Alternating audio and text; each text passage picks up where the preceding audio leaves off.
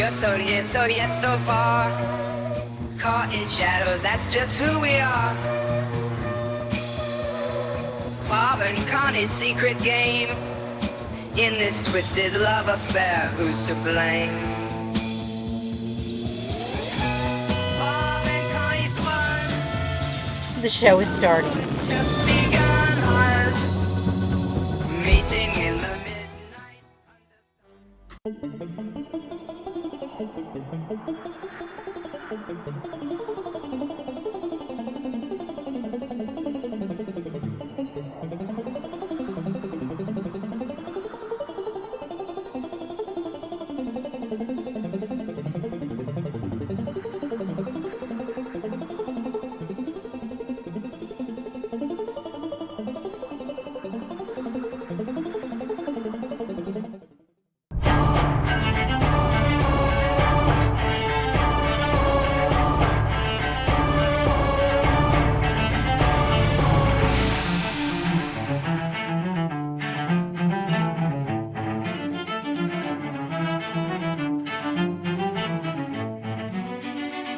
Finest in underground television.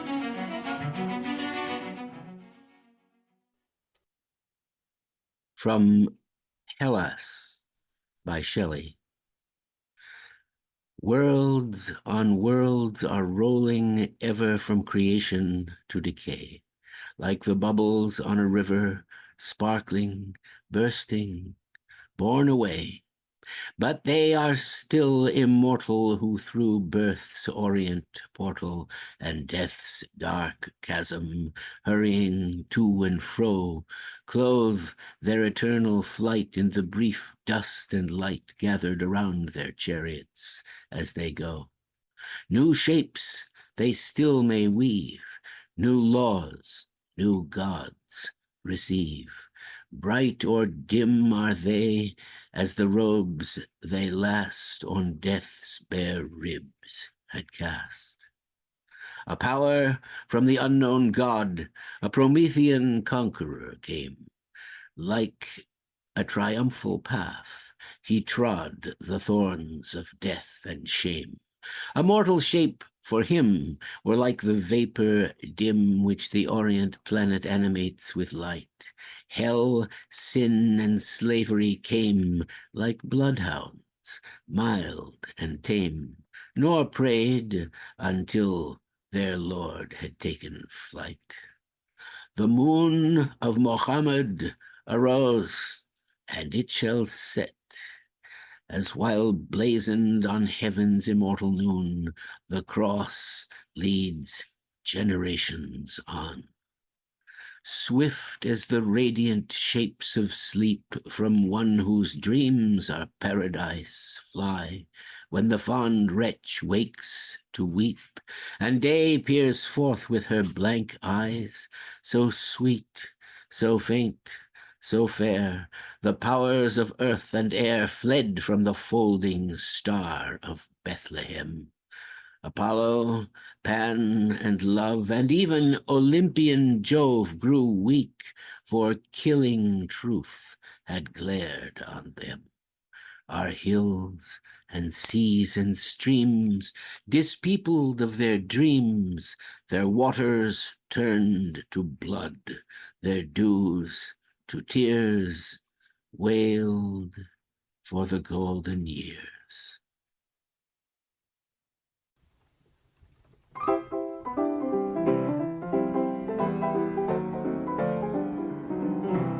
Here before you is an opportunity to plumb the depths of the mysteries that confound and intrigue us. A chance to ask the big questions. Dr. Hal is not concerned with questions of trivial matters or of facts that are easily gathered elsewhere. Dr. Hal seeks the questions that transcend fact. He stands before you, ready to take questions that used to be brought to wise and aged sages on distant mountaintops. These questions can now be asked from the comfort of your living room. No Sherpas required. Simply direct your favorite web browser to our new and simple-to-use website, AskDrHalShow.com, or click the Ask Dr. Hal button below our live Twitch broadcast. You will be spirited away to the magical Co-Fee portal, where all you need do is submit your burning question in the handy message field and assign a monetary value you wish to place upon it. Our stage ghost will then convey your message live to Dr. Hal, and he will answer in the manner that only Dr. Hal can. Don't worry, we never sell, share, or solicit using your provided email address. PayPal will ensure that your valuable love offering goes directly to Dr. Hal. Links to submit questions and more can be found at our website, AskDrHalShow.com. Do not let this opportunity to consult a modern-day oracle, a seer for seers, a man steeped in the arts, sciences, and esoteric studies, pass you by. We present to you, through the very miracle of the internet itself, the one and only Dr. Hal Robins, now making house calls.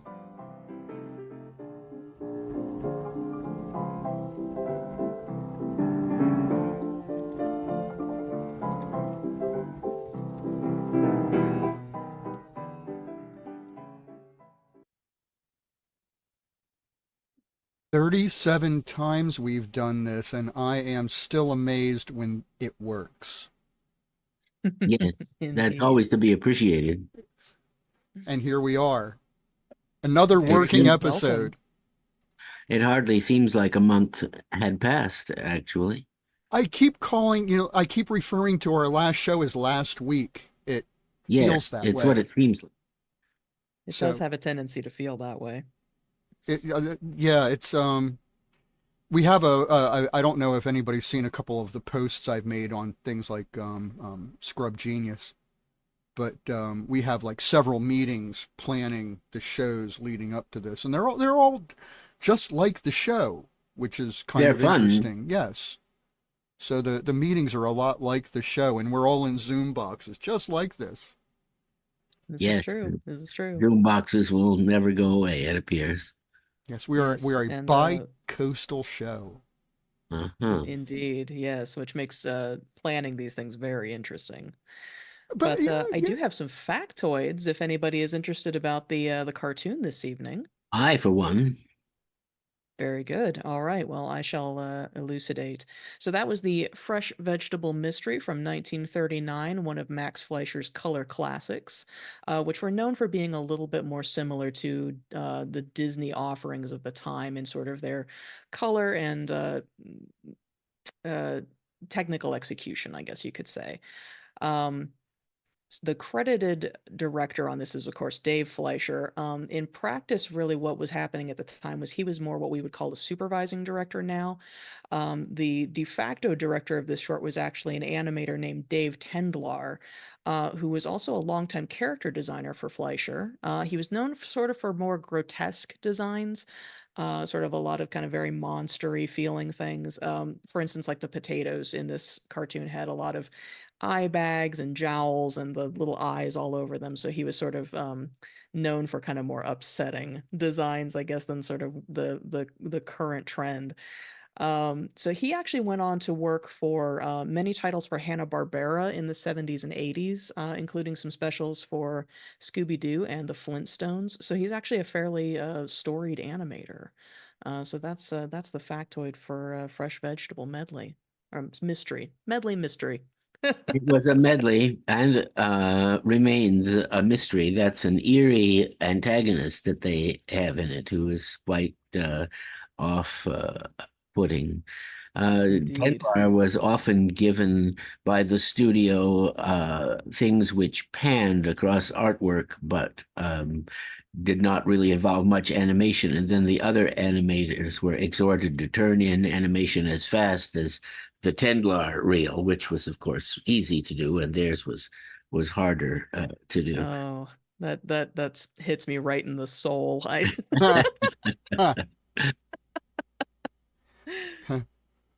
Well, that's in Seamus Culhane's book about his career in animation, which covers the Disney and the Fleischer years, and is fun reading for those who are really interested in the subject. It's kind of a disturbing cartoon. It is. It's dark. There's social criticism there. Of course, the world, the picture was uneasy at that time and getting uneasier in 1938. And maybe the cartoon, as art inevitably does, reflects a little bit of that social feeling. Indeed. Yeah. It is a different cartoon. Yes. One that would probably not fly today as far as modern production is concerned, but it's beautiful. But we it's flew it. technically very good. We It's did, full of those as we tend to do here. those ethnic stereotypes. By the way, Reverend Pease, I don't know if you're watching, you complained that there were no peas, and I think now you see that the peas were prominently displayed by Mrs. P and the pod full of small peas. See, peas. Go ahead, complain. Right? Well, you can, but I just wanted to We say. will take your written complaints at askdrhalshow.com. Yeah, That's right. we know what to do with those. Just a quick show note before we move along. We did want to mark the unfortunate passing, of course, of Roger William Corman, the king of cult cinema this month, who we sadly lost on May 9th at the age of 98 years old. We will be marking the occasion a little bit more thoroughly during the next show. We hope to have some sort of a tribute available during that time. But just sort of as tribute, do you guys have a favorite Corman film? I mean, I know my personal favorite, Teenage Caveman, actually. That's sort of mine. Well, send in your suggestions, and we'll see if the majority can rule in what we feature as a monster movie clip. We're always trying to expand our monster movie clip section of the show. Send them in as soon as possible. Yes, absolutely. That way I can actually, actually edit things and, Dr. Billy in the Twitch chat wants to say, I like his Poe films a lot. And I like those too. Yeah, those are pretty interesting. He tried harder with those. Particularly The Mask of the Red Death, I think. House of Usher is good. The only Vincent Price movie you'll ever seen where he doesn't have a mustache. And The Premature Burial with Ray Milland also. Good stuff. Anyway, hey, listen, we do have questions in the queue. Very good. And, it's the Ask Dr. Hal show, so why don't we do some questions? Professor Gofflin, we will have you back, and you'll be reading some of our questions as well tonight as part of our ongoing let's make sure we can do this when things blow up operation. And very good. I'll be standing by. Yeah, hopefully we won't actually have a blow up this evening. We're not quite ready yet with our one never knows, does one? So, this is live theater, folks. Just sit back and enjoy. If the screen goes blank, it's sunspots. Yes. We should, another thing we should mention is we had close to a Carrington event recently in a recent solar flare that we got spanked with. And Carrington events, for those of you who are not familiar, 1859, I do believe it was, the sun sent off a huge burst of energy that hit the Earth square face on, and telegraph lines caught on fire, and sparks were coming off the railroads, and luckily that's all the technology we had out there at that time. Well, the sun is rotating, and so it's difficult to predict when the blasts from the solar photosphere are going to hit the Earth, which is also turning and moving. Very difficult to calculate, but it has been connecting lately. So, sorry, was I laughing? I'm sorry, I didn't mean to laugh about it. That would be terrible if that happened. It would be, yes. Terrible. I wouldn't. Electronic would be useless. I don't want to make millions and millions of dollars making moonshine when everything fails as we know it. So, anyway. Sounds like you've thought this through, Pressure. Well, there are lots of YouTube videos on how to do that, but of course they would be inaccessible. My worm farm may actually pay off. Hmm. Anyway, I have questions, Dr. Hal, so Let's try Very good. one, let shall we? I'll join you again Professor shortly. Gofflin, we will see you in a few minutes. Thank you so much. There we are. Yes. And out of kindness to our friends over in Europe, I have a question here from our very good friend Griffin, who I hope has had safe travels recently. And Yes. it is an $8 question. And let me Mm-hmm. just open it up here just to make sure I get all of it. The question is, once one has bided their time, what should they spend it on? Well, this goes down to individual preferences. There could be something you were treasuring, waiting to do for yourself, but dealing with everyone else's problems has put the kibosh on that. But everything that you do on your own should be, if you are a true subgenius, involved in the search for slack. And in seeking slack, one finds oneself in better touch with one's self. And since knowing one's self is essentially the purpose of being alive, this is the best time to put to use and not something marginal to delay you until you can get back to the usual round of trivial activities. At least that's the opinion of this show, and thank you for your question.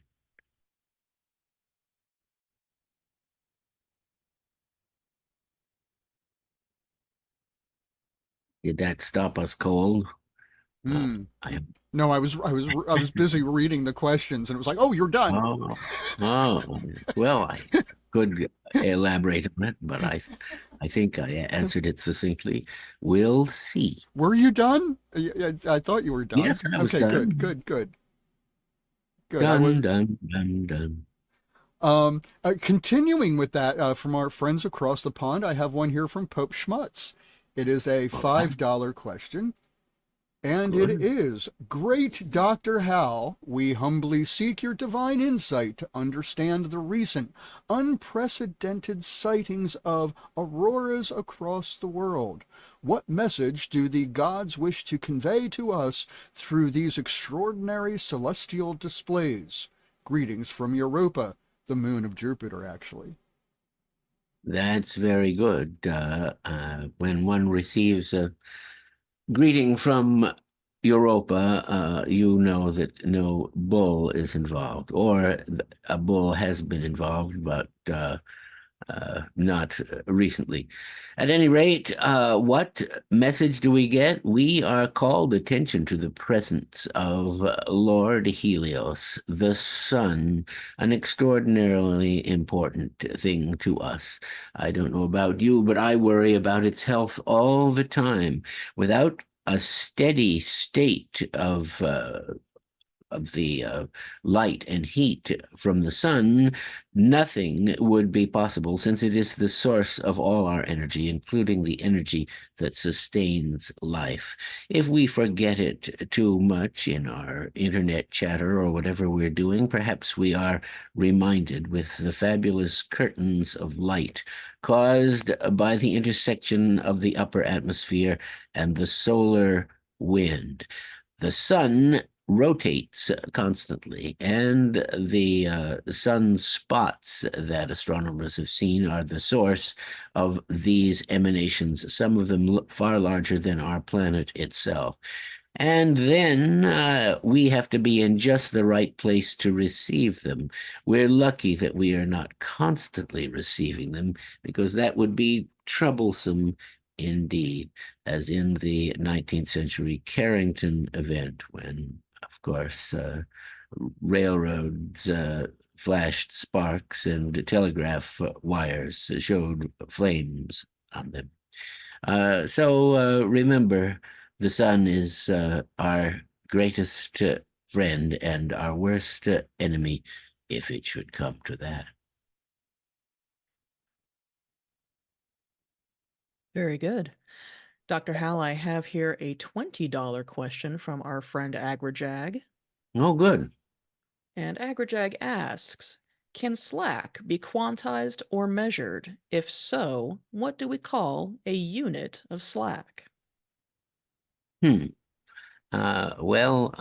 That is an interesting question. I don't know if anyone has attempted to quantize it before, because each person receives it individually, and all people are different in their intellection and in their metabolism.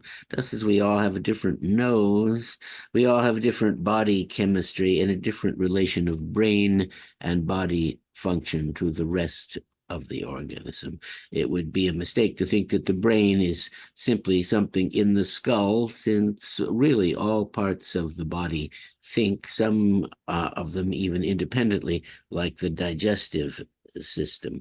But the central processing unit, the main ganglion, is the brain. And this is surely the source of slack. It would take a clinical facility, an electroencephalogram, to measure the mental pulses and their speed and readiness, and derive slack units from then.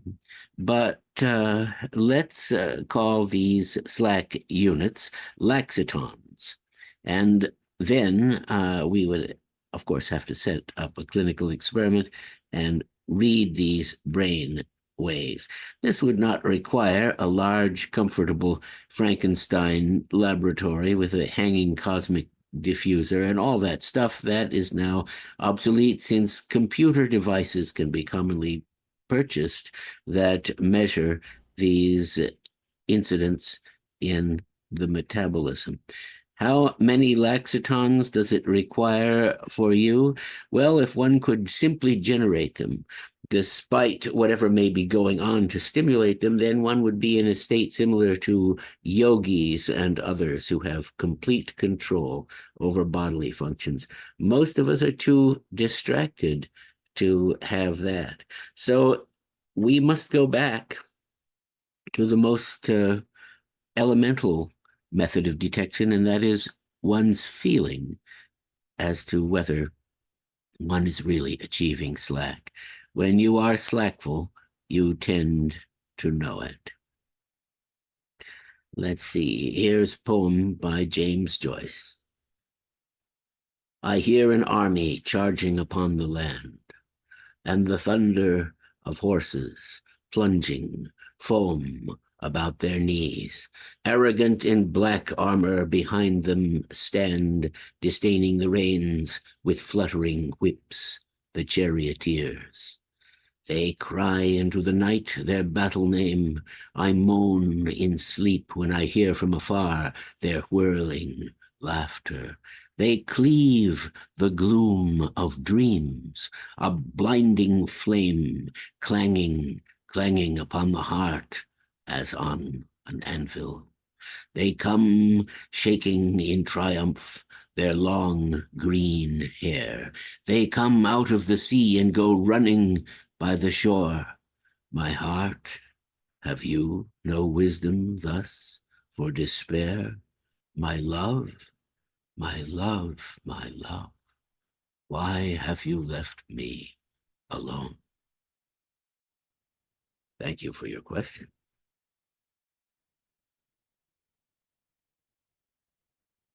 Well, we're Beautiful. back. Thank you, Dr. Hal. And we've got our first monster movie moment, and something a little different. Ah, yes, and what a monster movie moment it is. It's a You hoot. know, considerable research and thought goes into these presentations, as you will soon see. And here it comes. Audience, get those questions in. We have plenty of time. We have lots of space. We would love to hear what is in your brain, just aching for the good doctor to give you the answer that you have been waiting all your life to hear. So with that, here is our first monster movie moment. We'll see you in a few minutes.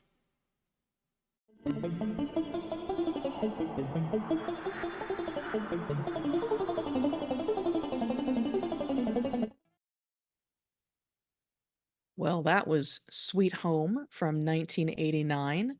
A little lesser known film, actually, and something a little bit different from what we typically do here on the show. So, I hope you enjoyed that. A few factoids about the production. Interestingly enough, this film had a video game tie-in, which was released about the same time, and that game is actually cited as the influence for the Resident Evil series of games and movies that would go on to be produced. So this film is at least partially responsible for the survival horror genre of games. Special effects makeup for this film was provided by the great Dick Smith, who we may better know as the makeup artist behind Altered States, The Exorcist, Scanners, and Amadeus, for which he won the 1985 Academy Award for Best Makeup. I like the guy in the trailer with his hair standing on end. I don't know how. I like that too. That happened. The woman who played Amy, I can't remember her name, was a popular singer and performer, and was increasing the range of her stardom by doing this picture. I'm sure it was successful. Yeah, very interesting. It has sort of a checkered release history, but it's difficult to find, but I would recommend it if you can. Yes, the monster movie vault is profound and contains many surprises. Indeed. Well, and the other thing is those of us that have grown up in our culture, that whole Asian horror thing, man, it's untapped. It's boy, and it's crazy stuff. So if Well, there are you classics of the foreign film which are in that genre. Oni Baba is a famous example. And it also aligns with the Asian sex film, which is not to be confused with pornography. It was called the Pink film. And even Kurosawa did some of those, Akira Kurosawa. A recent book called Behind the Pink Curtain by Jasper Smart analyzes this transition and makes interesting reading for those who are interested in this particular field of study. Have we considered starting a book club? I feel like this might be an interesting tie-in. Well, there are always, you can always go farther. We're being superficial here. We're just entertaining. That's the important thing. Yeah. But if it strikes a spark, there's further on that could be going. For example, with our next monster movie moment, which I won't talk about yet, but there is a book one could read about that too. But let's get back to our principal business of answering questions. Indeed. I'm here. All right. Well, that we hopefully will see more of that sort of thing. But it's a cool movie. It is out there. You can find it. I was able to. It's even online for free, is it not? Yes, the copies are not that great, so we got the best copy we could find for it. Perhaps we could provide a URL in the chat, or is that too? But they do a search. Yeah, do a search for Sweet Home all right. movie, or you're going to get Sweet Home Alabama. Lord, I'm coming home to you. Yes. And you certainly don't want the people's home movies either, however sweet they may be. No. So maybe you do. Oh dear, yes. I don't know. Depends on what kind of home movie. Plus movie. Always use the plus sign in these searches. If they're home horror movies, we might be interested. Mm-hmm. True. Mine tended to be. On that note, we have questions. So I'm Professor Gofflin. I'll be calling you back in here shortly. But let me go ahead and bring Hal in. We have a question from our good friend Andrew, and let me find it here. He's part of our show. He is. He wants to play the game himself. Well, this is not Publishers Clearinghouse, where employees or participants are not allowed to play. We welcome everyone, including our own people. I have even been known to throw questions into the queue. As you are welcome to do. I have one question that is burning that the nuns kind of beat into me Mm. as a Catholic school child. That None of I'm the above, eh? dying to ask you about devils and idle hands, but we'll ask that some other time. All right. When we're slow, we're not slow. We've got questions in the queue, so let me get to them. I have one here from Andrew, and it starts off with message too long emailed. So somewhere here I have the email. Maybe. Maybe. So it is encapsulated in an email. Well, that is certainly doable and a procedure that we approve of. Well, so much for me being prepared. Oh, here it is. It was under my clipboard. You printed it out. How thoughtful. And there is an accompanying picture with that. So let me go ahead and bring that picture in. Boom, there it is. Accompanying picture. Oh, why, this is from our sacred writings. This is from our subgenius books, and this is a part of the genealogy of J.R. Bob Dobbs himself. Indeed it is, and it's a question actually of pronunciation. So I'm going to do my best with this, but I'll read it off and we'll see what we can do with it. My question for this evening. It is mentioned in the book of the Subgenius on page 28 that Bob's ancient grandfather's name was Neexlix Dobbs. His father, partially anglicized name was Ziwacha Chi Zan M. Dobbs. Can we have an official pronunciation of these important parts of the lineage of the founder of our faith? Bonus question. Have there been any further revelations with identifying the mysterious Wandering Milkman known to have friended Jane McBride Dobbs at the time? See attached graphic, which you do in fact now see, and that was a $23 question, Dr. Hal. Oh, very good. Well, I am not going to put myself. Oh, wait, no, keep that up so I can look at it as I speak. I'm not one to put myself forth as an expert in these languages, but there are some things which we do when words from another language come into English. The English language accepts them. And then they are found in the Oxford English Dictionary. Such words are known to linguists as loan words. Many come directly unchanged from ancient languages. But of course, here in America, Noah Webster purified our American English of some of the appurtenances of British English. This being said, the apostrophe in the name at the top indicates that there is a missing series of letters and there is a contraction.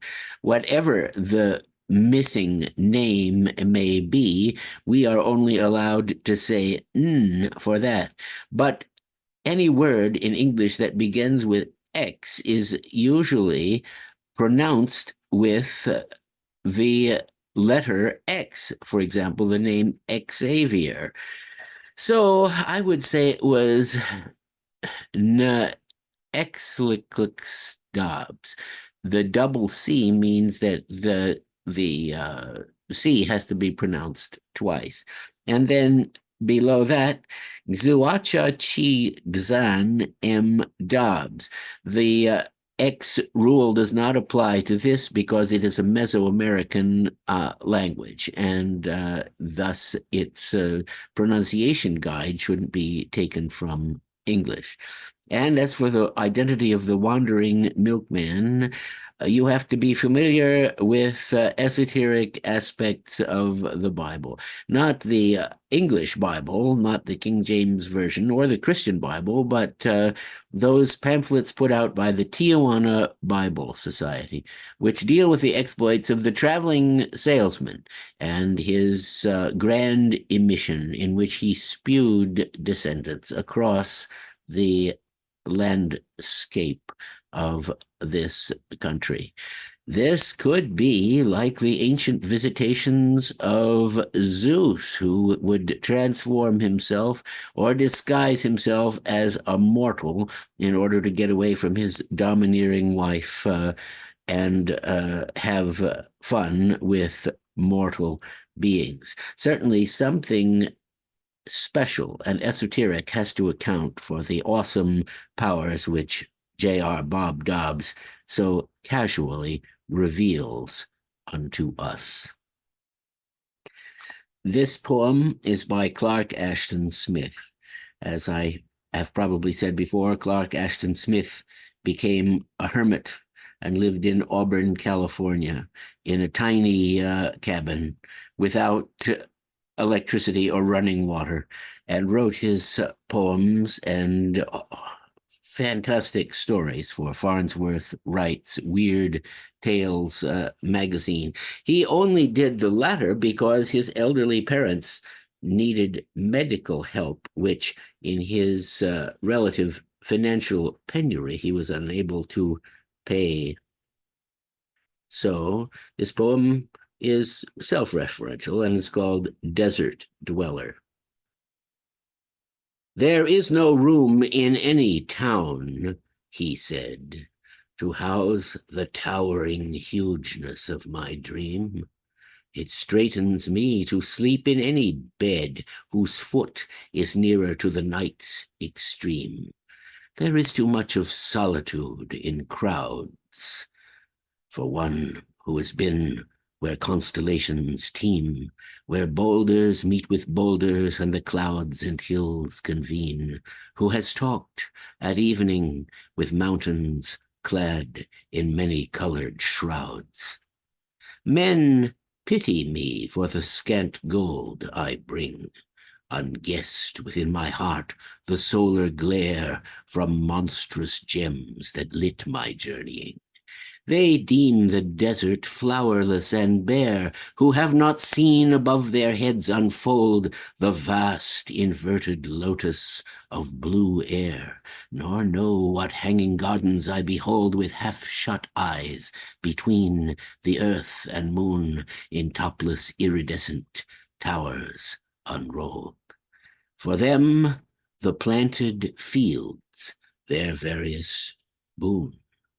For me, the verdure of inviolate grass, to far horizons vanishing at noon. For them, the mellowed strings, the strident brass, the cry of love, the clangor of great horns, the thunder-burdened ways where thousands pass. For me, the silence, welling from dark urns, from fountains past the utmost world and sun, to overcome one day the desert bournes and take the sounding cities one by one.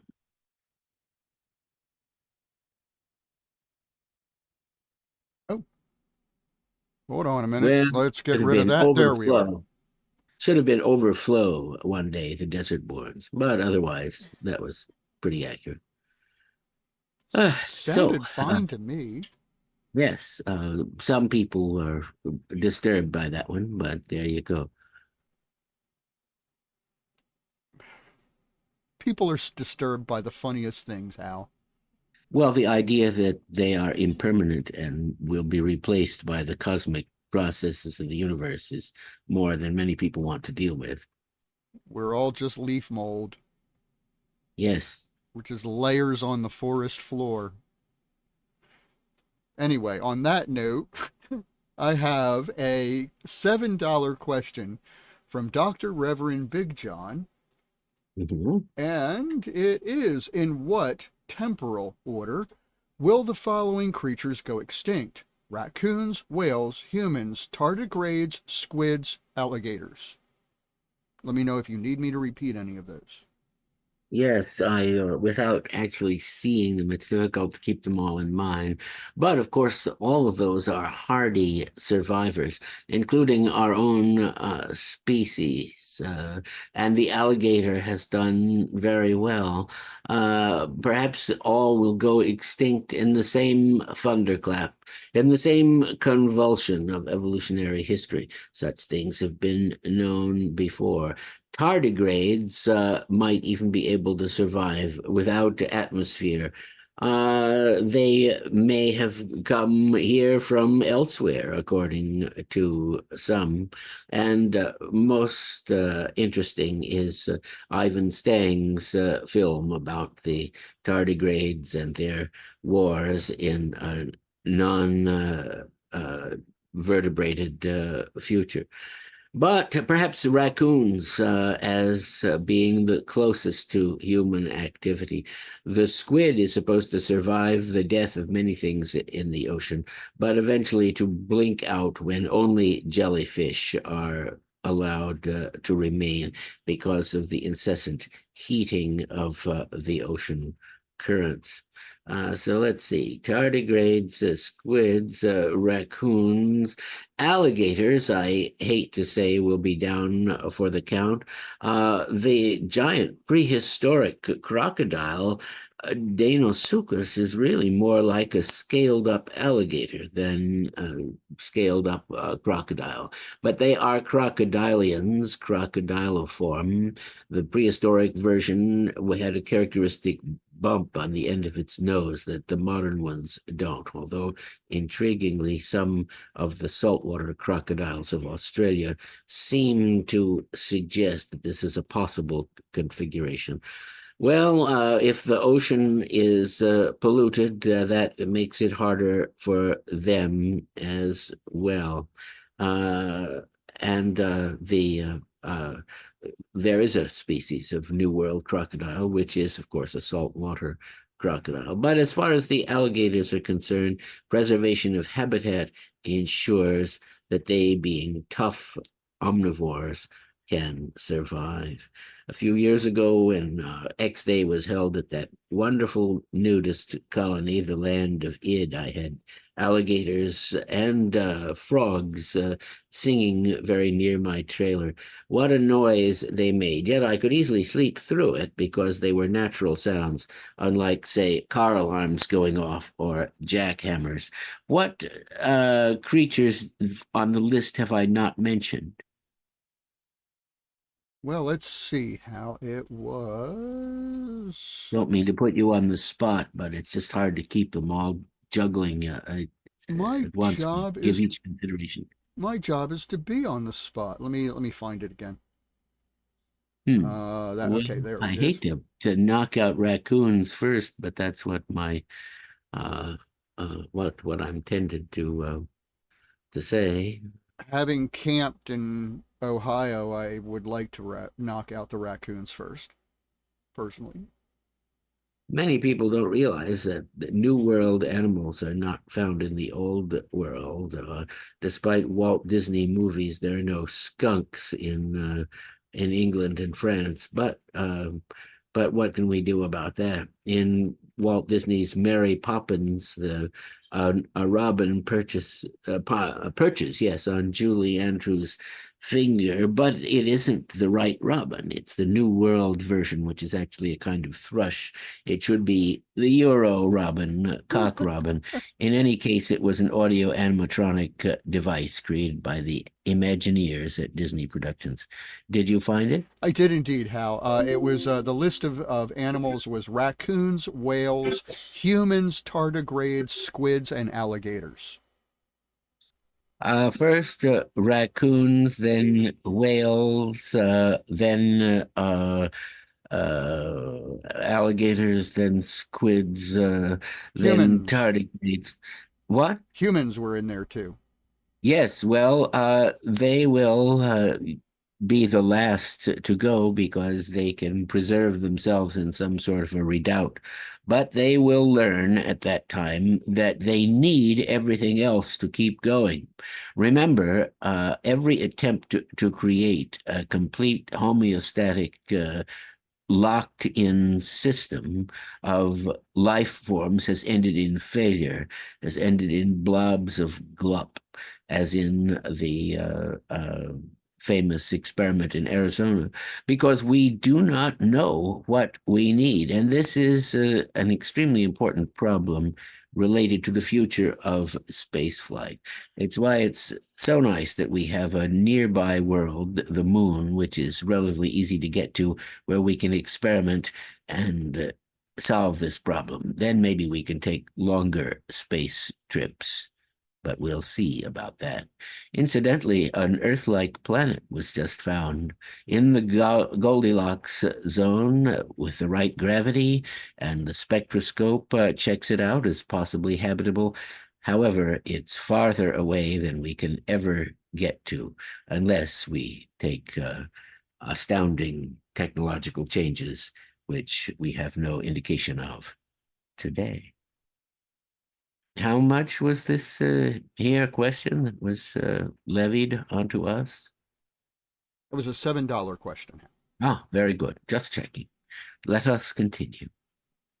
All right. Well, actually, let me bring Professor Gofflin on. She has a question that she's going to be bringing to our attention. So let me bring that Very up. good. My goodness, where is she? There. Ah, indeed. There we go. Okay, so Dr. Hal, I have here a $30 question from the Great Bloviator, one of our regular contributors. That is good. And they ask, imagine as a thought experiment that you, Dr. Hal, came into possession of 99 bottles of beer. Would you place these bottles on the wall, and once in place, would you take one down and pass it around? Signed, Uncle Boozy. And there is, in fact, a follow-up question to this. Uncle Boozy has another question for $3. Is it true that in heaven there is no beer? Well, if there were 99 bottles of beer on the wall, and this had anything to do with me, I sense this as being some sort of a performance art piece where we can actually create the conditions in the famous song to get people to think about it and what it represents. One will have to pass out the beer because I'm not going to try to drink 99 bottles of beer myself. And it's not specified whether these are all the same type of beer, the same brand. Some would be requested by the potential drinkers, but 99 would be enough to contain multiple brands. I would tend to think that we wouldn't get through it all, but if we had enough people, we would.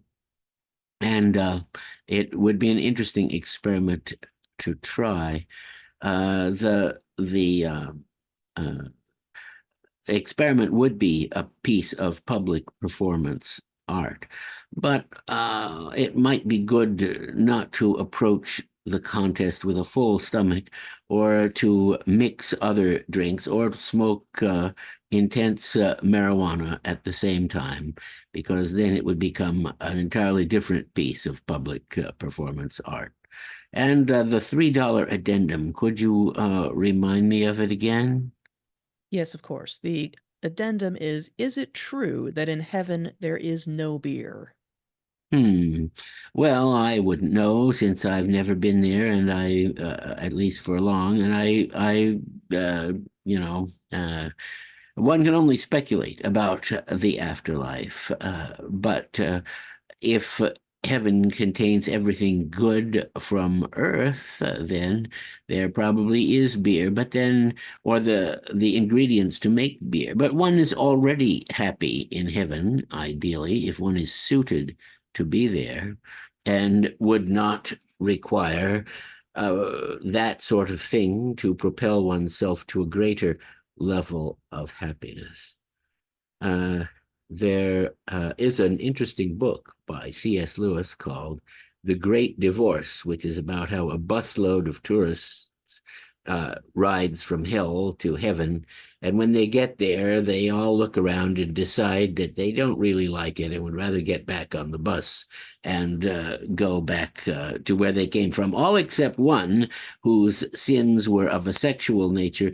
That person somehow makes his sexual transgressions into a font of joy and rides off on a supernatural horse, which was created by those same transgressions, further up and further in, as it were, into heaven.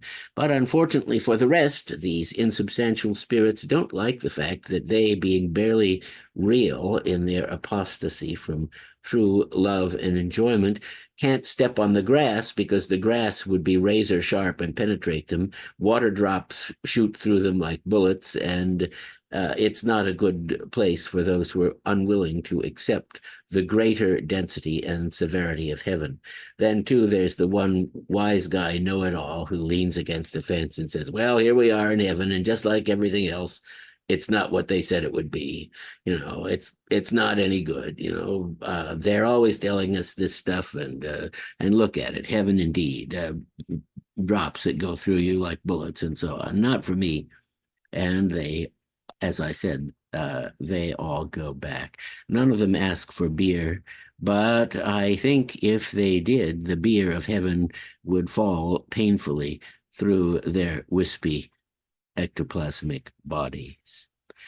If you are a brewer here on Earth and a creator of special artisanal brands of beer, you might well continue this work in heaven, and it might well be consumed for nostalgic purposes when one considers what we subgeniuses call the before life.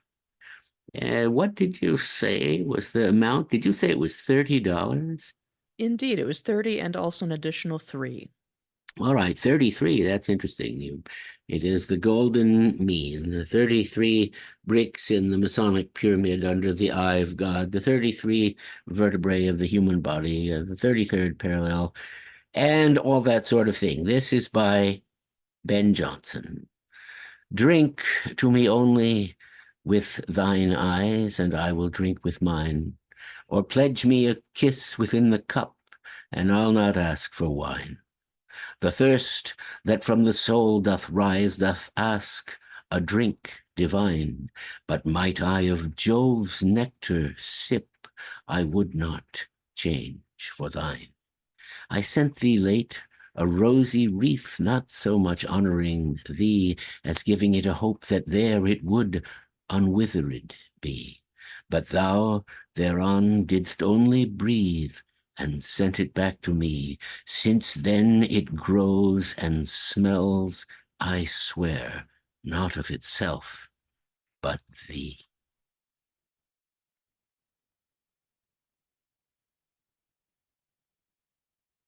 Beautiful, Hal. Beautiful. Thank you, Hal.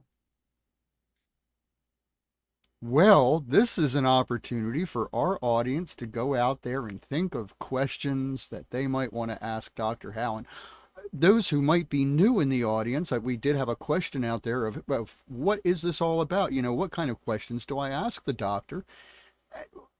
Anything that comes into your mind, but preferably those weird questions. We don't want to know what the capital of Missouri is. You can look that up on Google. Oh no, we want those questions that you would climb a mountaintop for to ask that obscure and mystical yogi that's sitting on the top of the mountain. Well, ladies and gentlemen, here sits that very mystical yogi. You do not have to climb that mountaintop to ask him these questions. So get those love offerings in, get those questions in, and we're going to go to a bit of animation that the team here has worked on. So I hope you enjoy it. By Ray Harryhausen. Indeed.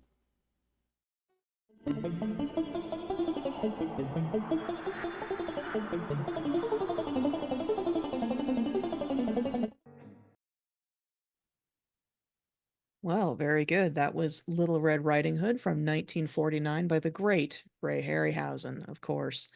Always come back to Harryhausen on this show. That was actually the first of his longer fairy tale shorts after completing the Mother Goose series of very short films that he did in the early part of that decade.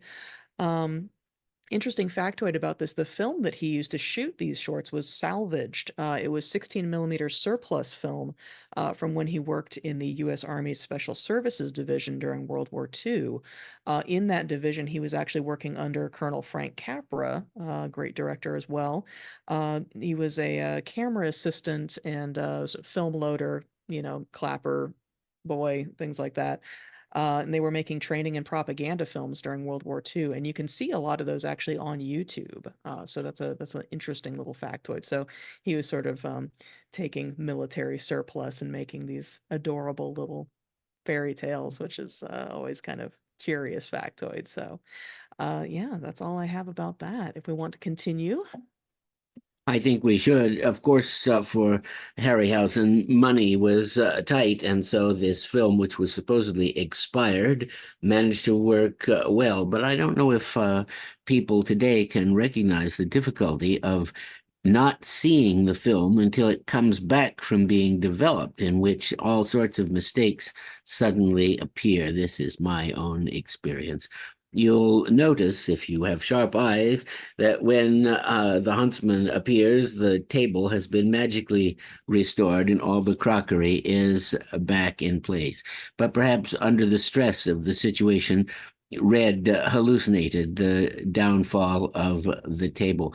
Also, when the huntsman fires his gun, the flash from the muzzle partially obscures the support of the window. This is because, in order to achieve this effect, what Ray would do, as he later would do with the dragon breathing fire in the Seventh Voyage of Sinbad, was calculate by a careful frame count when a superimposed beam of light could be added to the film by backwinding it. In my own days as an experimental filmmaker, I was fortunate enough to deal with film that you could backwind and do those effects, since almost immediately a cartridge came, which was idiot-proof, but very hard to do effects of any kind in. We will have more of Mr. Harryhausen's work in episodes to come. Indeed, we will, yes. Well, Dr. Hal, if you're ready, I have another question for you. Well, let's try. All right.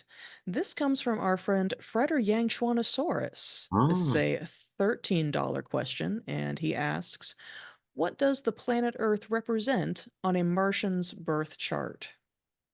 Well, let me see. I suppose Martian astrology must be somewhat similar to that of the inhabitants of Tellus or the Earth.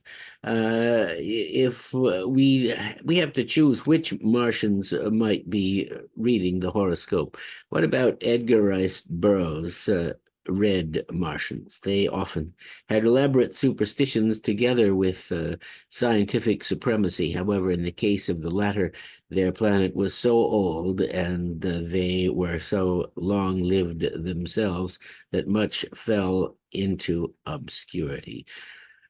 It would be one of the heavier signs, even though near the planet Barsoom, as they called Mars, the giant orb of Jupiter, which they called Sesum, was clearly visible, but the rocky planets closer toward the Earth were considered the ones that would drag the chart and its elements, while the outer planets, the gas giants, were the ones that would power the charts. Perhaps in the prehistoric path of Mars, they had the racial memory of when one planet was simply destroyed, ground up by Jupiter's vast gravitational attraction, creating what is now the asteroid belt.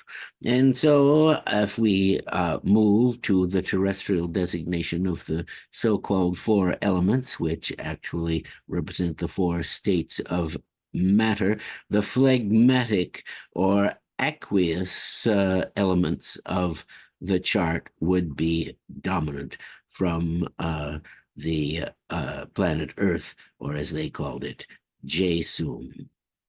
These four elements. It's a translation problem, really, but if you consider them as states of matter, you have earth, air, fire, and water.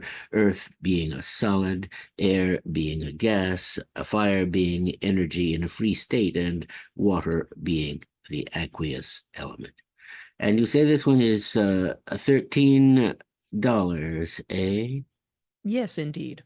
Very well. Well, that's over our $10 limit, and so here is one by Tennyson. Tears, idle tears, I know not what they mean. Tears from the depths of some divine despair rise from the heart and gather in the eyes when looking on the happy autumn fields and thinking of the days that are no more. Fresh as the first beam glittering on a sail that brings our friends up from the underworld. Sad as the last, which reddens over one which sinks with all we love below the verge.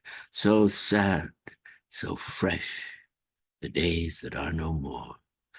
Ah, sad and strange as in dark summer dawns the earliest pipe of half-awakened birds to dying ears, when unto dying eyes the casement slowly grows a glimmering square. So sad, so strange, the days that are no more. Dear as remembered kisses after death, and sweet as those by hopeless fancy feigned on lips that are for others. Sweet as love, sweet as first love, and wild with all regret. Oh, death in life, the days that are no more.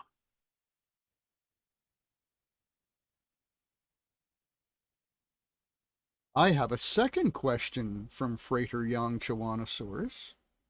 Really, that just came in? It is a $13 question as well, so we have a total of $26 from the good Freighter. Well, that's mighty handsome. And I'll open it here. It says, "It hurts like the Dickens. He swore like the Dickens. Who the heck are the Dickens, and what did they do to earn such a fate?" How about Jiminy Cricket? The initials are significant. One cannot say Jesus Christ if one is concerned about offending the devout, and yet swearing is so much fun and such pleasure because it relieves the anguish of having to endure whatever cause the swearing. If you are familiar with the movie All That Money Can Buy, otherwise known as The Devil and Daniel Webster, Mrs. Stone, the matriarch of the Jabez Stone family, reprimands him for swearing even in this euphemistic fashion, since the sin is not what you say, but why and how you say it. But the Dickens, you say instead of the devil. Mention of the devil and mention of God are considered both, for some strange reason, as taking the name of the Lord in vain, although why this courtesy should be extended to the devil is a matter for linguists to debate. I suspect that it's because the devil is something improper to bring up, but simply not discussed way back there in the age of faith. So, just as Jiminy Cricket is better than saying Jesus Christ, the Dickens is like saying the devil. And gadzooks, what about that? God's hooks, zoons or zounds, God's wounds. These things are nothing to us in our happy era of free form blasphemy, but they were considered solecisms back when these rules spontaneously came into being. You have divided your question into two $13 segments, and so I will give you another poem. I hope there's time for this. From Hilaire Belloc. The chief defect of Henry King was eating little bits of string. One day he swallowed some which tied itself in ugly knots inside. Physicians of the utmost fame were called at once, but when they came, they answered as they took their fees, "There is no cure for this disease. Henry will very soon be dead." His parents stood about his bed, lamenting his untimely death, when Henry, with his latest breath, cried, "Oh, my friends, be warned by me that breakfast, supper, lunch, and tea are all the human frame requires." With that, the wretched child expires.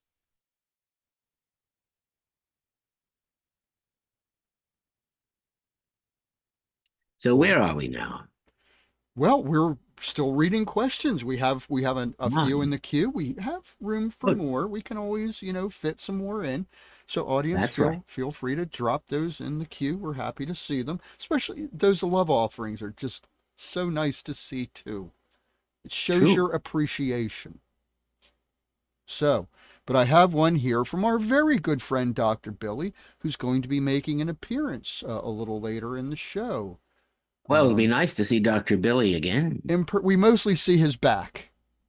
That's true, he's because he's conducting our own music. he's busy. But the question is, it is I believe it is a $15 question. Let me go back and look at that. Ah, very good. Yes, this is a $15 question. And it is, "Dear Hal, given the pace of AI development, when or will we reach a point where we cannot be sure of what, outside our immediate senses, is real?" Well, Dr. Billy, I think we are already at that state, because many pictures that appear posted online are immediately criticized as being artificially intelligently created, when in fact they simply happen to be, in many cases, good pictures. It is very difficult to tell, of course, and the desire to enjoy or appreciate a picture is marred by the thought that we are rubes being taken in by some slick person. This has the unfortunate distinction of distancing us from aesthetic appreciation and from art in general. And yet, we, being a species that adapts to everything, shall, I think, find a way to weave this too into the tapestry of our existence. Invictus by William Ernest Henley. Out of the night which covers me, black as the pit from pole to pole, I thank whatever gods may be for my unconquerable soul. In the fell clutch of circumstance, I have not winced or cried aloud. Under the bludgeonings of chance, my head is bloody but unbowed. Beyond this place of wrath and tears looms but the horror of the shade. And yet the menace of the years finds and still finds me unafraid. It matters not how strait the gate, how charged with punishments the scroll. I am the master of my fate. I am the captain of my soul.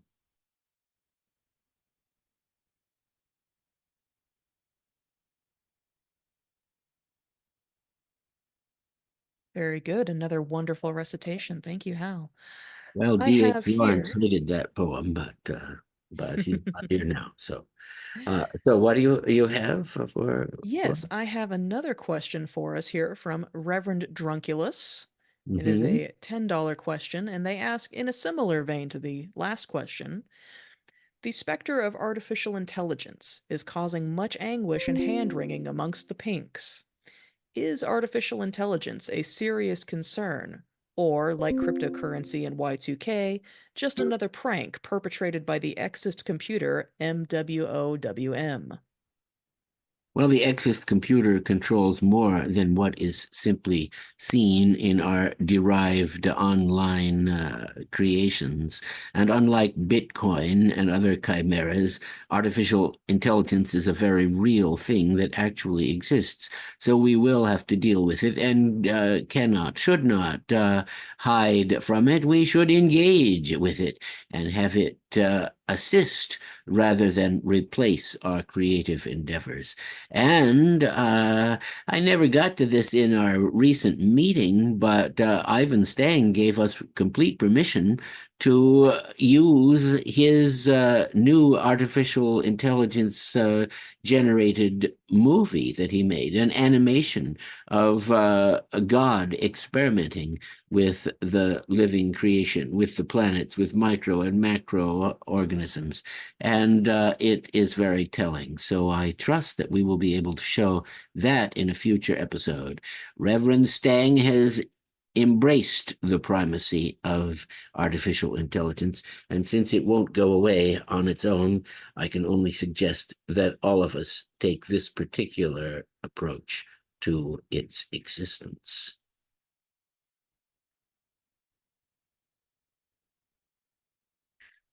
Well, I think And we're going to go to our next pre-recorded segment, which is our second monster movie moment. all right. It's a good one, too. We don't have bad ones. I mean, all the stuff we show is pretty cool stuff. To distinguish it from the subgenius concept of Bulldada, where we find the profound elements in the cheesiest monster movies, some of the movies are profound enough to find the cheesiest elements in ourselves. Absolutely. Well, I mean, we do the cheesy stuff too. We like the cheesy That's right, stuff. too. Of course we do. It's great, good fun. But this monster movie moment, well, this one's something special. And it's an early movie and kind of cool stuff. So let me go ahead and do that. But audience, good time to get your questions in. We're coming into after this. We've got 2 more segments, so we do have time to answer your questions. So here comes our monster movie moment, and we'll see you when we come back.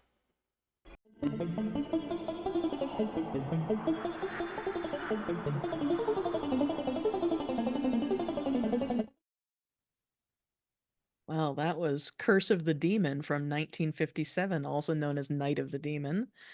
The choice to actually show the demon was a point of contention on the production, with the director Jacques Tourneur claiming that the scenes of the demon were actually shot without him. So whether that's true or not is up for debate. We do actually have 2 Ray Harryhausen connections to this film, interestingly enough. Harryhausen was originally requested to design the demon, but was at the time busy filming The Seventh Voyage of Sinbad, so was unavailable. Wally Weavers and George Blackwell were selected instead for the effects or not animation, but the special effects. Curse of the Demon was also shown as a double feature with 20 Million Miles to Earth, another Harryhausen feature, in America. So that must have made for some interesting double viewing, wouldn't you think? Yes, that would have been a grand night out at the cinema. I'll add that the demon is demonically correct and derived from ancient sources, and that the person who shot those scenes may have been the director of Harryhausen's film The Mysterious Island, who was blacklisted in the McCarthy army hearings as a supposed communist and forced to receive forced to flee to England. He later directed the movie Zulu with Michael Caine, which is a fairly famous movie. The wonderful English actor Niall McGuinness, seen as the sorcerer Julian Carswell, appears in Harryhausen's film Jason and the Argonauts in the role of Zeus. And you can argue, I certainly would, that he does better than Laurence Olivier later doing the same part in Harryhausen's last major film. There is a book about Night of the Demon. It is called Beating the Devil, and many interesting facts come to light in this book, including that Ken Adam, who worked with Stanley Kubrick on 2001 Space Odyssey, designed many of the intriguing sets. For other great Niall McGuinness portraits, see No Highway in the Sky with Marlene Dietrich, Glynis Johns, and James Stewart, or even more interestingly, something called Never Take Candy from a Stranger, known in England as Never Take Sweets from a Stranger, where he plays a malevolent, evil prosecutor in a trial involved with a scandal of child molestation. This is a movie that would trigger many people today, but he had quite a career. Anyway, we should go on. Yes, onward with the questions. We have here a $25 question from our friend Dr. Penny. Oh, good. And Dr. Penny asks, after a recent acquisition of some cryptocurrency, my big question is, when Lambo? I don't know. Your Lambo may be as illusory as the cryptocurrency itself, unless, like the act of passing the runic parchment in Curse of the Demon, you can convince the seller that the Bitcoin is as viable as actual gold coins. Once this transfer has been done, there is no going back. And was there any more to this question? Yes, indeed. There is a follow-up to this question, Uh-huh. and the follow-up is, for $5, some say that aliens are helping Earth humans to build a large galactic trading hub out near Jupiter. What truth is there to this? Well, as far as I know, none, because when you speak of galactic anything, you're talking from a standpoint of profound ignorance. The galaxy is unthinkably large, and the opportunity of going to any other galaxy unthinkably small, even for our species, let alone for any individuals. But the universe is nothing if not full of surprises. In this case, we would have to ask why such a facility was built so far from the sun when energy from the solar disk can be easily achieved, and the more easily as you get closer to it. But perhaps any beings that were more comfortable in the absolute outer cold of the giant gas planets and the realm beyond the orbit of the planets of the solar system that we know about would not perhaps be very cuddly or ones that one would wish to deal with. So I tend to think that whoever came up with this was simply spinning a story without actually giving any credence to the facts. I am disappointed when I read constantly about intergalactic so-and-so. There will never be any intergalactic so-and-so. And our own galaxy turns at a fast rate. We are constantly moving through space, following the sun, which is moving fast in the Sagittarian arm of our own galaxy, the Milky Way. If you want to see the Mesozoic era, when the dinosaurs reigned, all you need to do is look at the Milky Way in the night sky, since then we were on the opposite side of the disk that we are now. This would give some indication of the enormous amount of deep time necessary for the galaxy to make one full revolution, which it hasn't done since that time, but only one half of that. time. But you know what aliens do can only be a subject of speculation. If they're able to come here at all, they have sources of power which we cannot conceive of, let alone use or raise, more power than this planet can certainly produce. Remember, to travel between stars, you need to move an extremely bulky object, a spaceship, at a speed which is incredible, and you need incredible energy to get it going. And then as you approach your destination, halfway, you need to slow it down, which requires an equivalent amount of energy.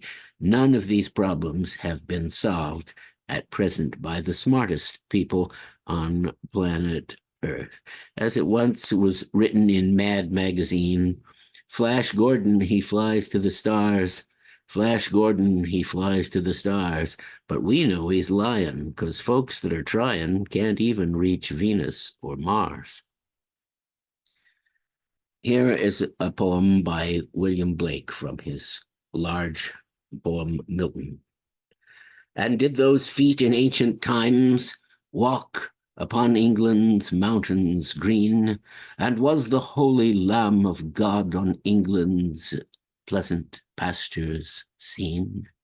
Bring me my bow of burning gold, bring me my arrows of desire, bring me my spear, O clouds unfold, bring me my chariot of fire.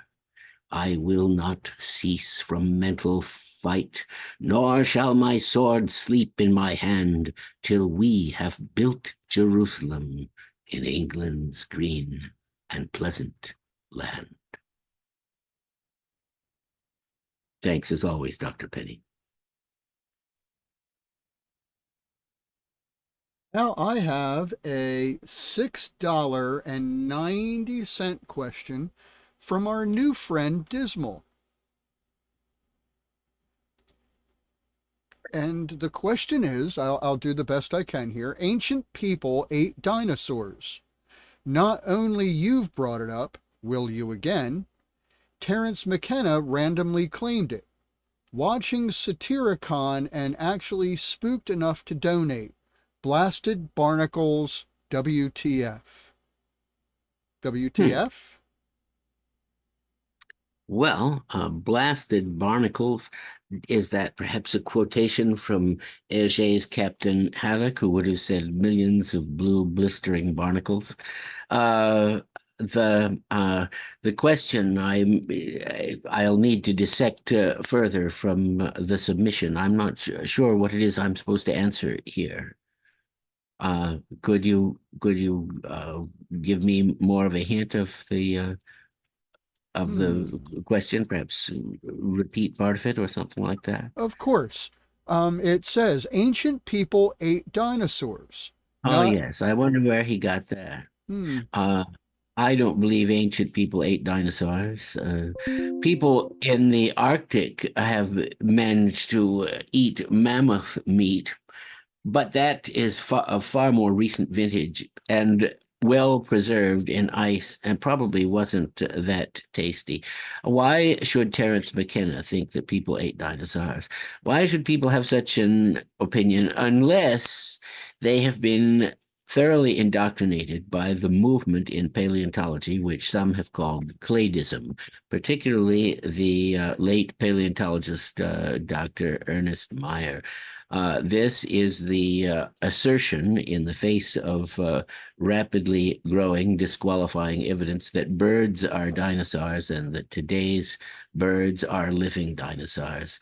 I accepted this when I first read it, and I would be happy to believe it. But in fact, the farther I get into it, the more I see that this is an error compounded by the claydistic method, which is putting all physical depictions of anatomy into a computer database and having the computer form what is called a cladogram, which neatly slots all of the evolutionary relationships neatly, succinctly, and in the views of some, particularly in Europe, wrong.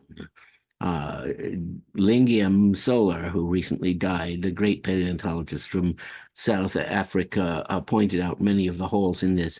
As it is, the idea that dinosaurs have feathers or were hot-blooded, needing insulation is also rapidly becoming indefensible, particularly since we have fossil impressions now of the skin of dinosaurs and see that they were covered with scales. It is simply physiologically impossible for the skin which lies underneath the integumentary covering to support both scales and feathers.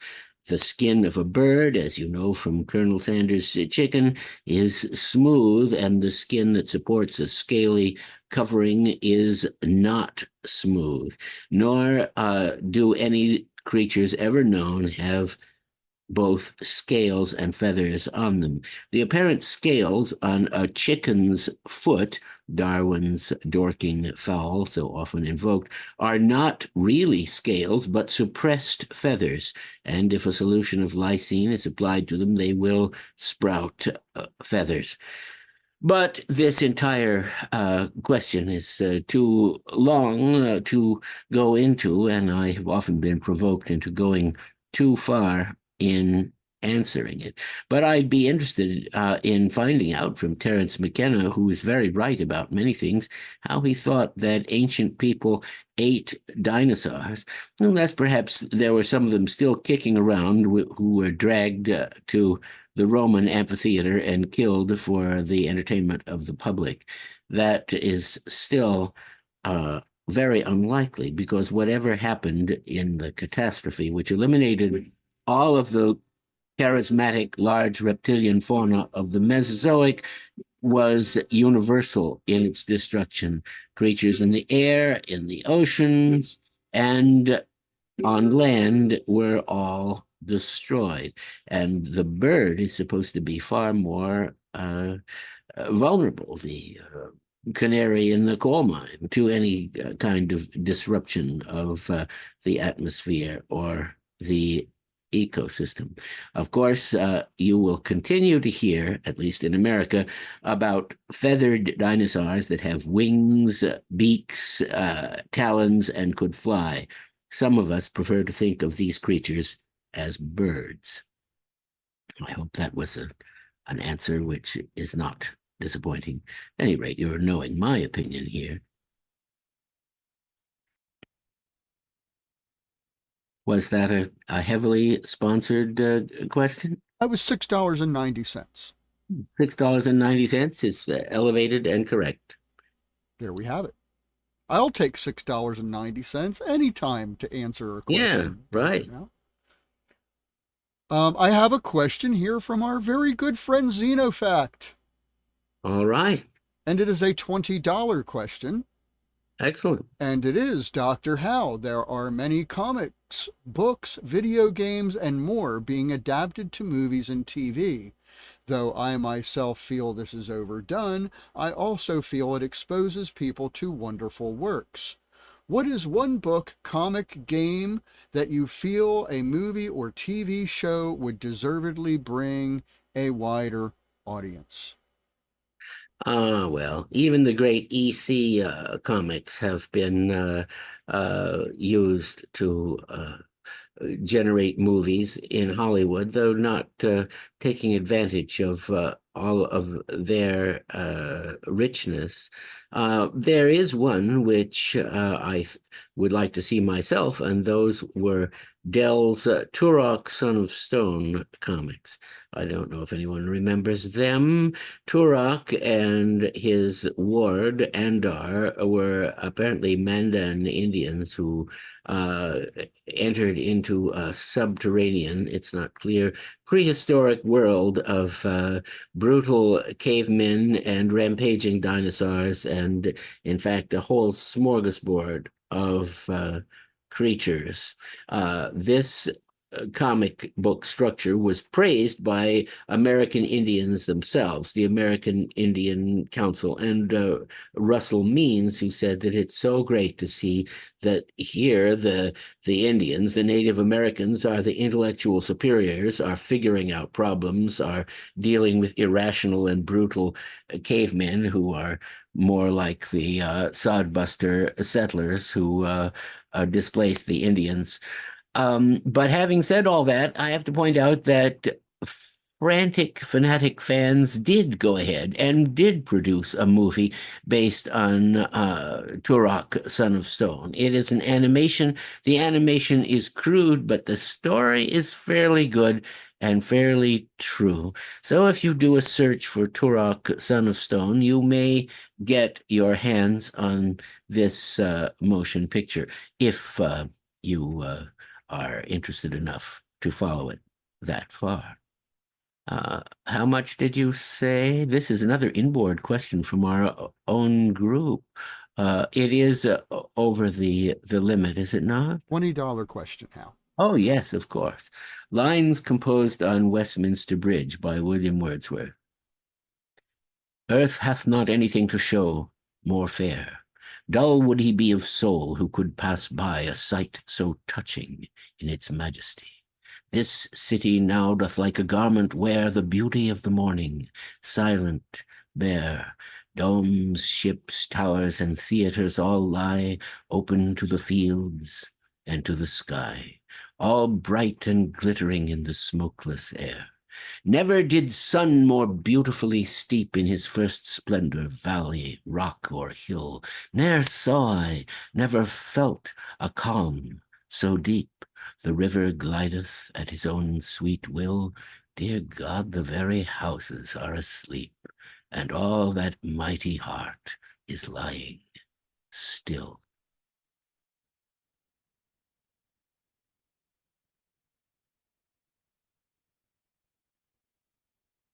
Professor Oh. Gofflin just got the warning that I was bringing us all up at the same time. No, why not? It's what they call the gallery view, is it not? But But it, not a rogues gallery, except in my own case. oh, I take some responsibility for that. But we have come to our last pre-recorded bit. We have Eric Truehart coming up, and we have Oh, great. Empire Jazz Orchestra coming up. Wonderful. The Empire Jazz Orchestra bit is an encore piece. We showed it in an earlier episode, I think 2 or 3 years ago, one of our earlier episodes. But it's a great piece. It's Minnie the Moocher. So we hope the audience will enjoy By Cab that. Calloway. Great piece of music. The vocals here are absolutely wonderful. I did not catch the vocalist's name, so I'm afraid I don't have it on the credits. But Dr. Billy, if you can toss that our way sometime, I'd be happy to include it on any future replay we have of that. And with that, let me go ahead and remind the audience, though, that we're coming into our last segment. We do have time for questions. We do have some questions coming up, but if you have something burning in your heart that you want to know, now's the time to ask, or you're going to have to wait another month. So do it now. Which will fly by, of course. Because, I don't know how many times I've heard people say, I had a question for Dr. Hal, and now I can't remember it. Well, one should write it down. As the Chinese proverb says, the smallest memory is the largest memory is unequal to the weakest ink. And where a great place to write it down at is on Ko-fi.com/AskDrHal. That is absolutely correct. Great correct. place to write that question down. Do it while you're thinking of it. So let's go to our friend Eric Truehart first, and then Empire Jazz Orchestra immediately following.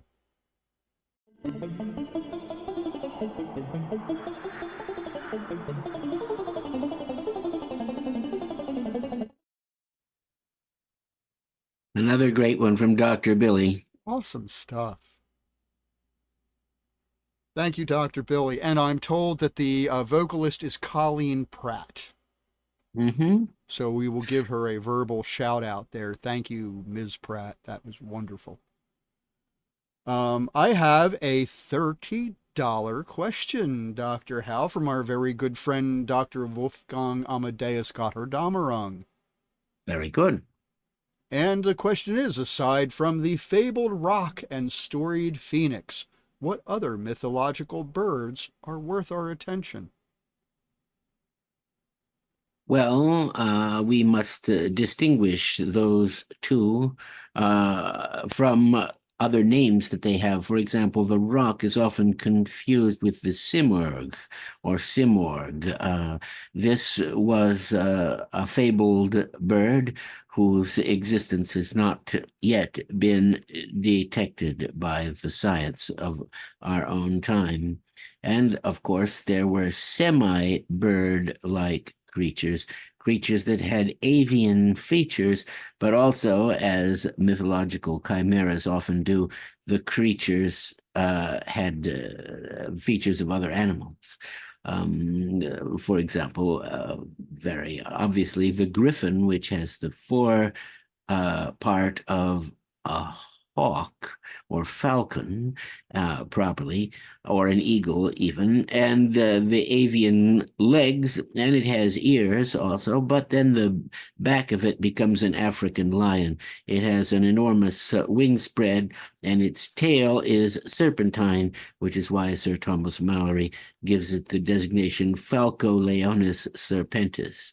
The griffin, like the dragon, was known for its cupidity and its magpie-like habit of collecting jewels and treasure and then sitting on it. One reason is that this would attract treasure seekers, which would make a nice meal for the griffin without that creature having to do a lot of work. However, occasionally certain foolhardy individuals of an extinct race called the Arimaspians would come and take one little object, but the griffin would know that this tiny cup or whatever it was gone, and then launching itself into the air, it would reach a middle height and then dive down to skewer the unfortunate Arimaspian. Griffins were of dinosaur-like size. According to Malory, he never heard of dinosaurs, but he gives the dimensions, and they were appropriately huge. Unlike another of these composite creatures, the hippogriff, which is partly horse and partly bird of prey. The hippogriff is found in Ariosto's epic poem where the sorcerer, let's see, how does that happen? I believe the hero rides the hippogriff to defeat the aquatic monster, which is coming to devour the naked princess Angelica. Things like that happened all the time. But he managed to defeat the sea monster from Griffin back, and then he got Angelica on the horse, but intending to have sex with her. When he landed the hippogriff, it took him too long to get his armor off, and Angelica escaped. So I'm not quite sure how all this fits in, but remember the Simorgh, he who was known in the gardens of Zovik, where bleed the fruits torn by the Simorgh's beak, savors no thought of greener hemispheres. Then there was the cockatrice, a strange fusion of serpent and barnyard rooster.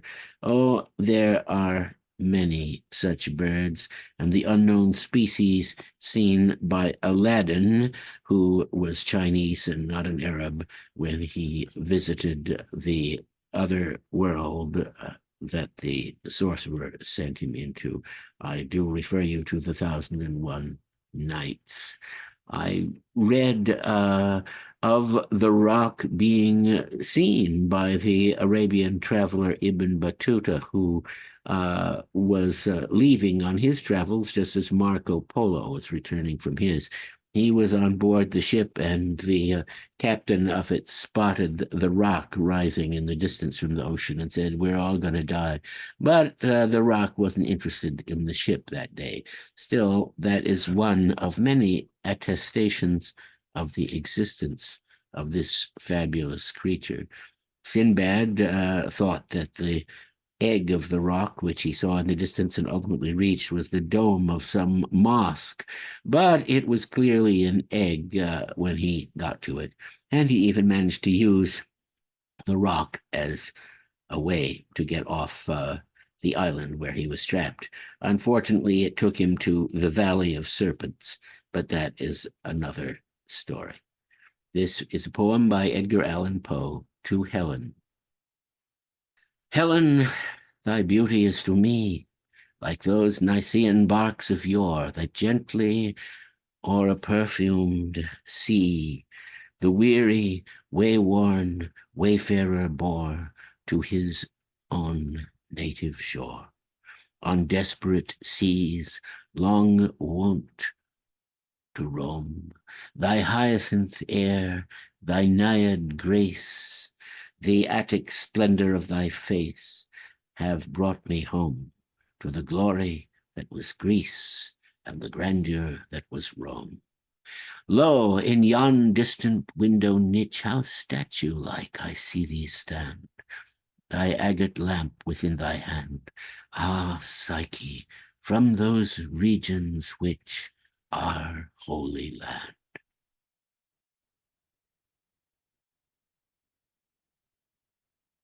Wonderful. Thank you, Dr. Hal. We have here a question from Reverend Dr. Les for $6, who asks, where did all the hermits go? Well, they went far from everybody else, as in the case of Clark Ashton Smith, who went to the little cabin in the remote woods which he constructed in Auburn, California. On the way to Burning Man each year, our path leads us through Auburn, but if you were to search for his cabin, you would not find it because the entire land has been changed in its form. The boulders he mentioned have been bulldozed away. A pity, because according to one of the things he wrote, if you stepped between the two he mentioned, you would be transported into another realm entirely, the city of the singing flame. It's a pity the city of the singing flame was destroyed, though, so there's no point in going there. So the remote fastness, where one can only hear the sounds, the voice of nature. This is where Thoreau went, and when Emerson chided him for being there, he chided Emerson for not being there. You can be a hermit, of course, in your own apartment with the door locked, and good luck with that project. It is better to be surrounded by something greater than yourself if you wish to enjoy the full-blooded hermit experience.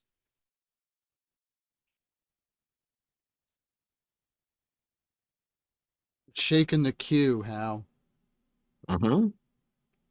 And Are they let's picking up their see. cue? Well, let's see. I think I had a message here drop out. It's it's been in there for a little while. Let's see. Where is it now? It is a $20 question, I can tell you that. Mm-hmm. From our good friend Agrajag. All right. Can slack be quantized or measured? If so, what do we call a unit of slack? Well, we had that one already, actually. Did we ask on that this. already? Yes, asked and answered, and I did give up the name for quantitative units of slack, laxitons, but did I not give him a poem or an answer or No, no, something? you certainly did. I'm just foiled. Sorry about that. Well, I think that's that's the first okay. time we've had that happen. I might be, yeah. I didn't remember. You know what? I think it's because Amy and I are switching questions back and forth. Professor It's quite Gofflin and I. possible. And if you're relying on a list, then you have to go through and snip things out of the list, which may be too fussy and fuddy-duddy for someone who's putting on a show.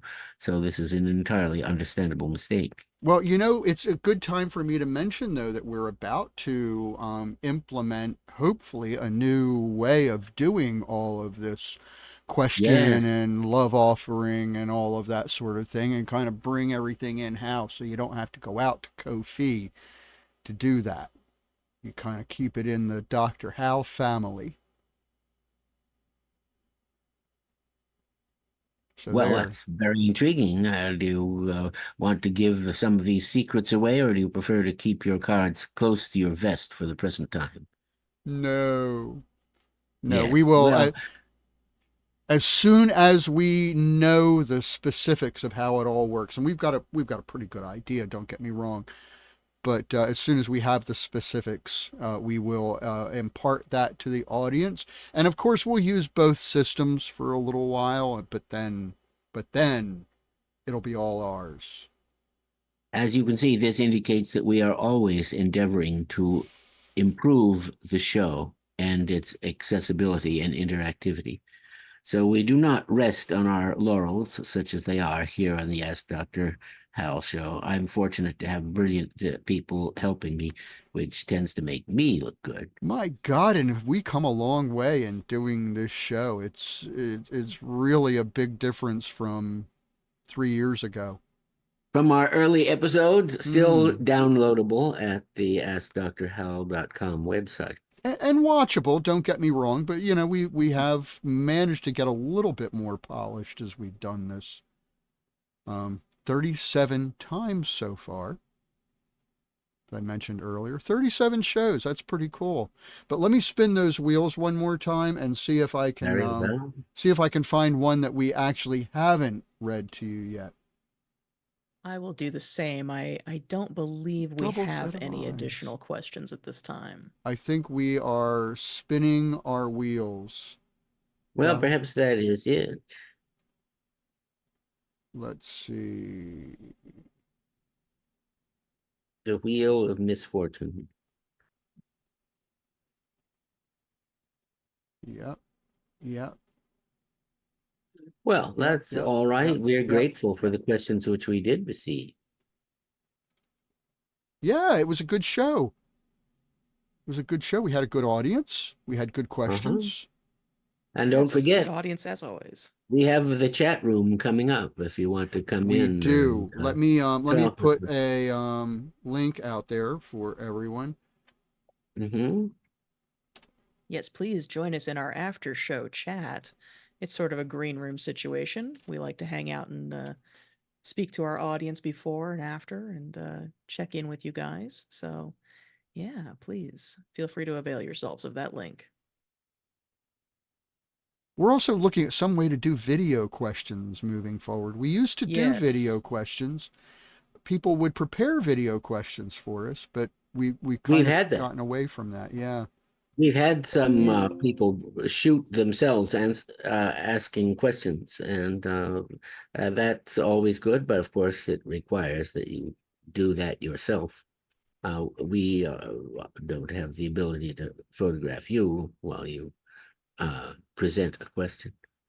Well, we could, Default used to send us questions of himself. Send us videos of himself asking us questions. Mm-hmm. Yes.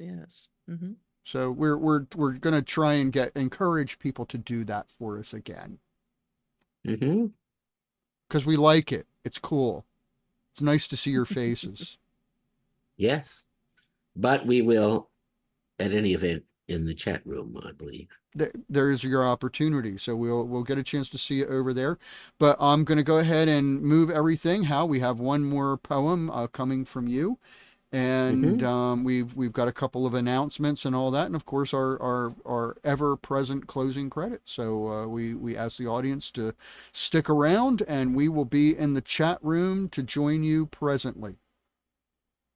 So with that, thank you all very much for coming tonight. It was a great show. We enjoyed doing this a lot.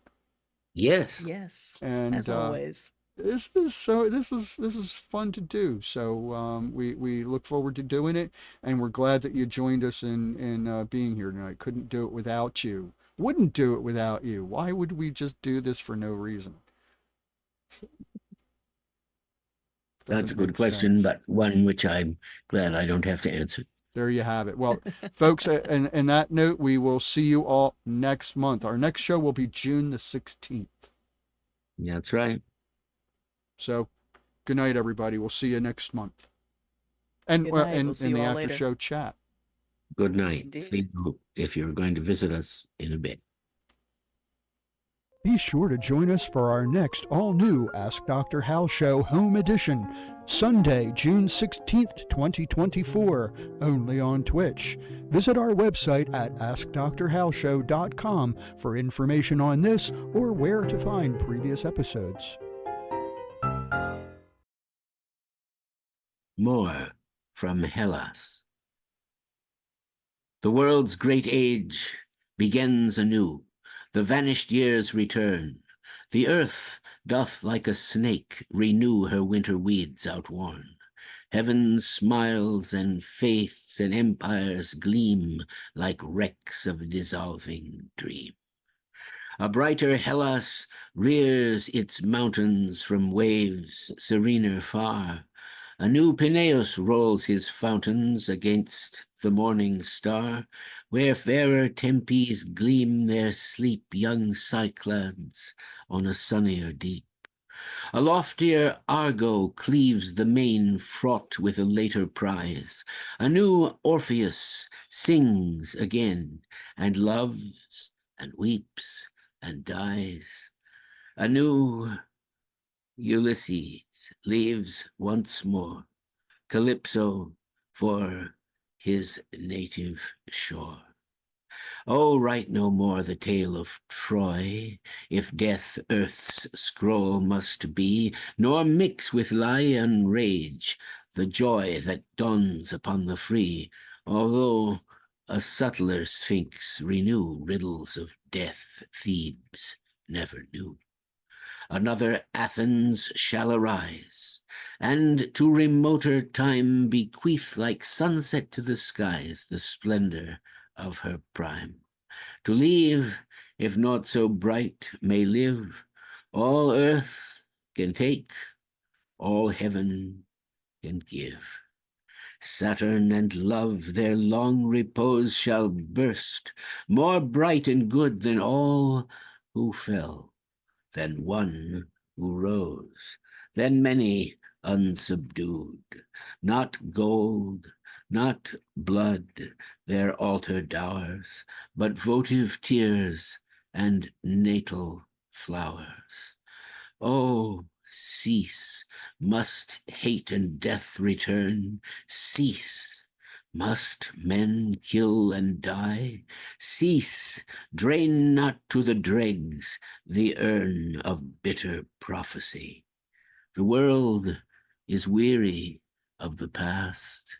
Oh, might it die, or rest at last.